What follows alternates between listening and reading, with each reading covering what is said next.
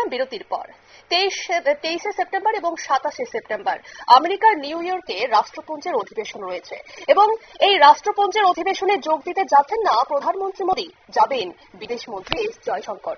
এই নিয়ে বিস্তারিত জানবো, আমাদের সঙ্গে রয়েছে প্রতিনিধি সোমনাথ মুখোপাধ্যায়। সোমনাথ, কি জানতে পারছো?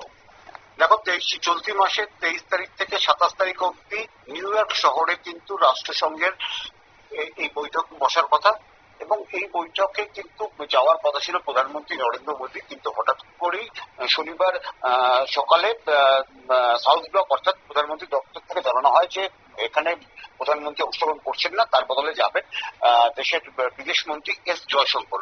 কিন্তু কেন যাবেন না এখনো সে ব্যাপারে কিন্তু কোনো বিস্তারিত ভাবে কিছু জানা যায়নি প্রধানমন্ত্রী দপ্তর থেকে। তবে জানা গেছে যে 27 তারিখে শেষ দিনে কিন্তু সেখানে বক্তব্য রাখবেন রাষ্ট্রসংঘে ভারতের এস জয়শঙ্কর।